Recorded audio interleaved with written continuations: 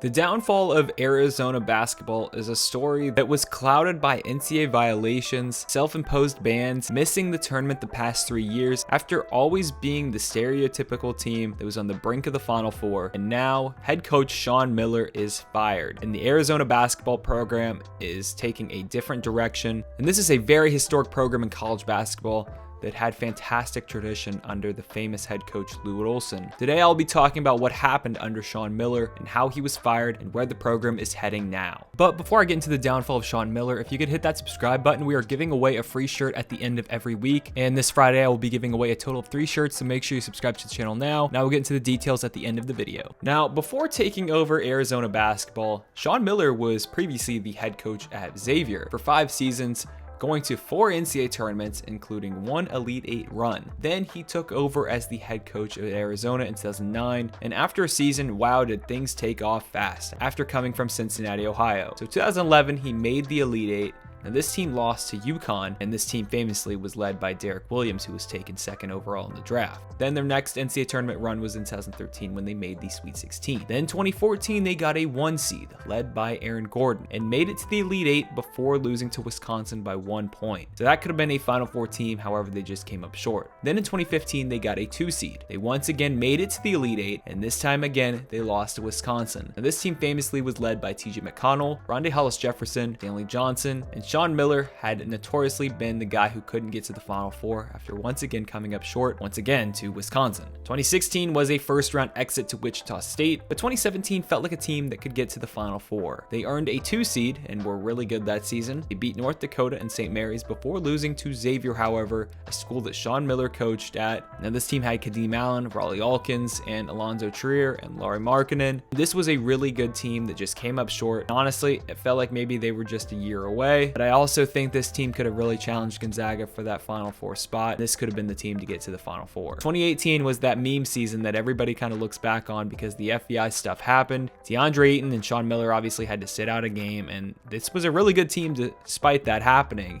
And if it weren't for all that craziness with the FBI stuff, DeAndre Ayton, this team might have gotten further, but they lost in the first round to Buffalo, and their season came to an abrupt end. 2019 was the worst season that Sean Miller ever had despite his first season, where they went 17-15.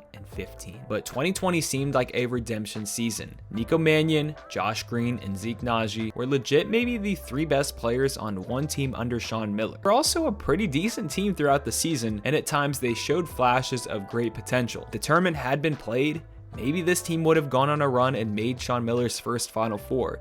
You really never know. They had the talent to do it. Now, you obviously have to win those games to get there, but I definitely think this team had the potential. But sadly, we'll just never know because COVID happened and the season ended abruptly. And then 2021, this past season, they went 17-9 overall and finished as the 5th best team in the conference at 11-9 in Pac-12 play, but because of a self-imposed ban, they were not allowed to participate in the conference tournament, and they obviously missed the NCAA tournament. Now, Sean Miller never made the tournament again in his final 3 seasons, despite getting one canceled by COVID, so his time at Arizona definitely ended on a bad note. Now, was Sean Miller doing bad in his final years as the head coach at Arizona? Statistically, no, not really. But they needed a change of scenery for both sides involved. And I mean, there was just a big cloud hanging over this program in the Sunshine State in Arizona. Makes sense for both sides to part. Now, he had spent 12 seasons at Arizona, and he had 1 year left on his contract. But obviously, we have to talk about some of the stuff that happened under this program. Sean Miller obviously was charged with head coach responsibility for failure to promote a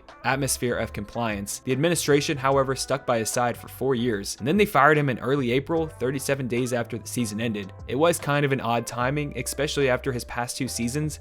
In my opinion, obviously they were both tournament teams, and I think he did a pretty decent job considering his roster. But it makes sense that they just kind of want to go on a different path. It's just kind of weird timing. Arizona is still a really good job. It's in the Pac-12, which is a fantastic conference now that controls the Southwest. I mean, Arizona is the premier program of the Southwest. They have perfect weather during basketball season. They're definitely a basketball school, and they're probably the premier program on the West, up there with Gonzaga and UCLA. Now, Archie and Sean Miller, ironically, were both fired in the same offseason. Archie Miller was fired at Indiana, and now Sean Miller has been fired by Arizona. So they kind of need to team up and coach somewhere, maybe at Pittsburgh, if Jeff Capel somehow ends up out of a job there. That would be kind of funny. Or they could both go back to their roots coaching smaller conference teams. We'll just have to wait and see. But all I can kind of remember with Sean Miller was the FBI stuff, him sweating through his shirts during games and never getting to a Final Four. I did kind of become an Arizona fan in 2017. They were a fun team to watch play, and I even kind of liked that 2018 team, but you know, all that FBI stuff happened, so it was easy to kind of fall out of love with them. But you know, seeing the Arizona women's basketball team make the NCAA championship, it really just overshadowed the men's team completely, and nobody even thinks about the men's team. Only people think about the women's team now. Since they kind of want to go for a change of pace, the Arizona leadership, I mean, they've already hired a new head coach in football this offseason, so why not hire a new basketball coach? Now, I will say this, lots of Arizona guys like Nick Johnson and Derek Williams stood by Sean Miller, and he seemed like a lot of guys had his back. But I'm sure you've heard about it already because this stuff was crazy when it happened. But you know, that 2017 federal investigation that happened to get Book Richardson arrested, and he spent time in jail. The sports agents like Christian Dawkins, you know, the bribery stuff that happened with DeAndre Ayton, you know, the level 1 violations. I mean, it was just a mess. And really, Sean Miller probably should have been fired then. They kind of waited it out. Didn't do technically too bad after all that stuff had happened,